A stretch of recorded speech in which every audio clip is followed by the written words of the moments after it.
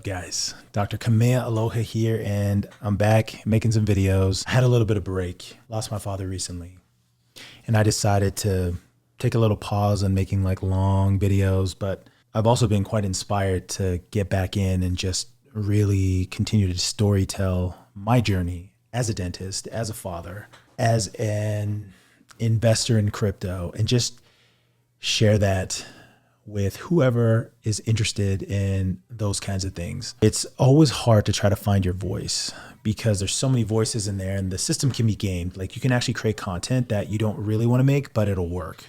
And I've always fought that. And so I was listening to one of like the people he follows on YouTube. I was listening to one of them. He made a really good video, and he said, you know what? Just do one-to-one, make one piece of content for them and then make one piece of content for you. Then you can kind of balance it off. So I like that. I like that strategy because at the same time, it's like any business, right? Like, the viewer's always right. The customer's always right. There's no algorithm out to get you. In fact, the algorithm now kind of just, all that matters is the content, and then the good content will find you. So, but I'm still going to do me. Like, I'm not going to be jumping around and worry too much about any of that stuff, because for me, this is all legacy. What I'm talking about, what I care about, this is what my kids can look at someday and say, oh, that's what dad was thinking about. Because the truth is, like, I'm more interested in getting in their feed than I am getting in their face, because the feed lasts longer. The amount of time that you get one-on-one with your kids versus the time they spend online. I'm going to be online too, so they're going to see me in both parts of their life. I've been thinking about the markets a little bit and what's going on with crypto.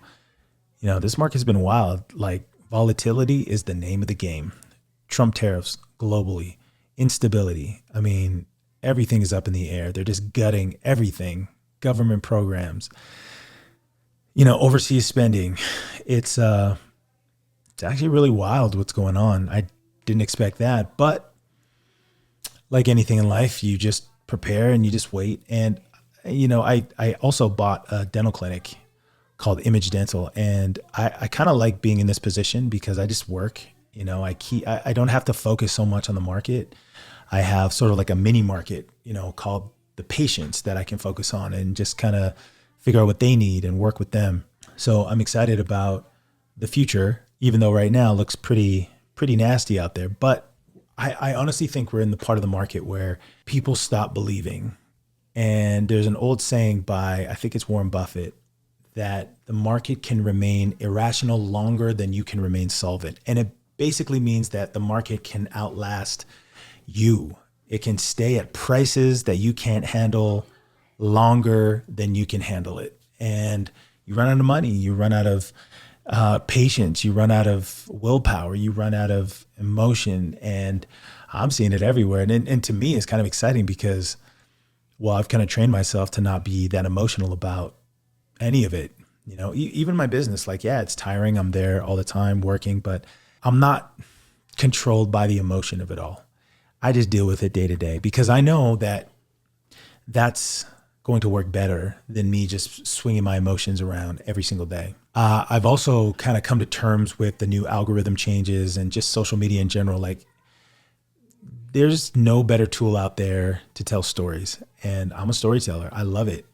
And I'm going to keep telling these stories as long as I possibly can. So the new algorithm is kind of focused more on views and more on the quality of the content. It's not really focused on your follower count. And so focusing less on that and focusing more on like just people and what they'll resonate with is way more important. So I'm seeing that more and more, and I'm hearing that more and more from, people like Gary Vee and other influencers who are watching the metrics change, and they're actually like starting to figure out like, this is how it works now. And that's the old way. This is the new way. And we're kind of entering this era where followers don't matter, right? Because even a lot of the content that I make on IG and on YouTube, like, it's non-followers who are seeing it more than the followers. So what's the point of having followers? Like, it's kind of a cool time to start because you're not as restricted to the old way where it was like an email list where you had to build it up and then people had to follow you. Then you could hit like a percentage of them who were looking. No,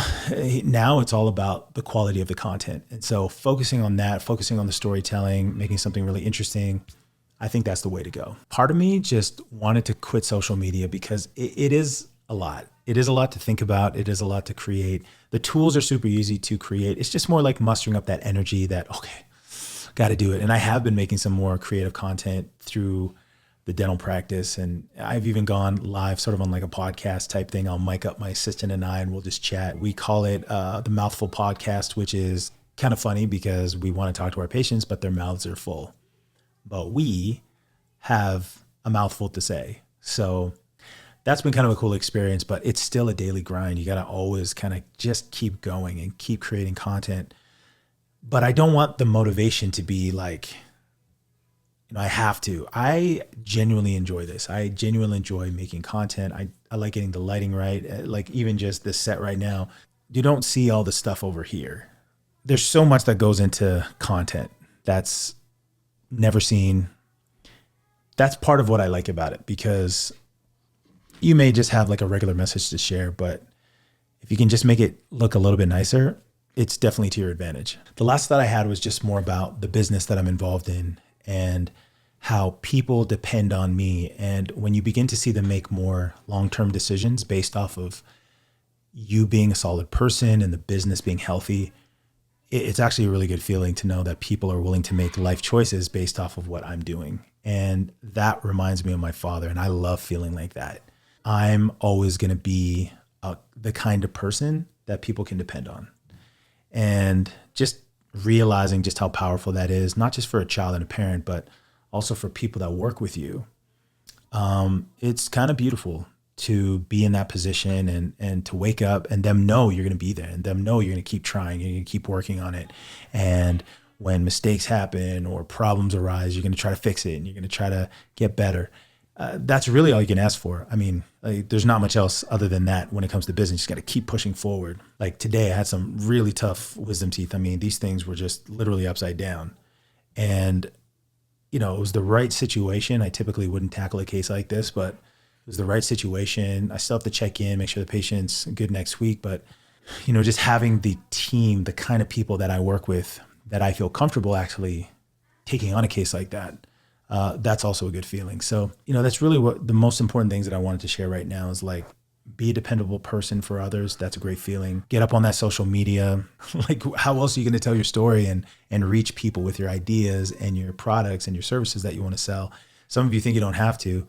I tend to disagree. I mean, it doesn't really matter what you are doing. You are selling something to someone else in order for you to keep doing that thing. Just waiting through this market, letting time pass, letting the US market and the Canadian market and just everything sort of settle into something a little bit more stable and predictable prior to making any changes, making any moves. The last thought I have is just about the importance of family.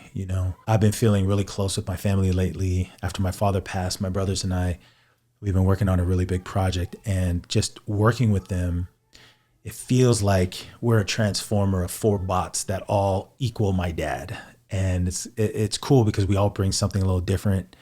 My brothers are very skilled. And so combined, we kind of make this Megatron type of like effort. And it's a really great feeling to just know you have brothers who have your back and that you can depend on and are super skilled and they're really good on the fly. And, this is kind of like the dream situation that I've always wanted to be in. But before that, my dad was such a force. It always felt like we had to kind of pass through him, if that makes sense. Like he was like the Godfather, and we had to wait until he kind of gave the go ahead before all of us could kind of come together. And, we kind of used him as a bit of a crutch, which led us to fight and maybe back off and say, well, okay, fine, do it yourself. This is different. Now that he's gone, it really shows how like all of us have very quickly matured and gotten to the point where we realize that we must work together. That is such a special thing to feel with my family. And I just feel really close to them. So that's where I am right now in my life. Got the clinic, got the family and the kids, got my brothers in the project. I got crypto. I just did a podcast with White Coat Financial. It was really awesome. Gertej is pretty cool. Like, it's the first time I ever met him. He came to Calgary. He rented out a spot so we could do the podcast, and we just literally talked for 2 hours. Amazing discussion. I can't wait to share with you guys. And the last thing is I have 51 days until I can live stream on Instagram. I don't know why, but I was banned. I mean, it says why, but the content didn't have anything that I thought would be a problem. So I was basically banned for an entire year, but I got 51 days left. And then I am going to go hard on going live. So look out for that. Anyway, just wanted to give you a quick life update. I know I haven't posted on YouTube in a while, but life changes, life moves, and I'm just moving with it. Dr. LaFontaine, and I'm out.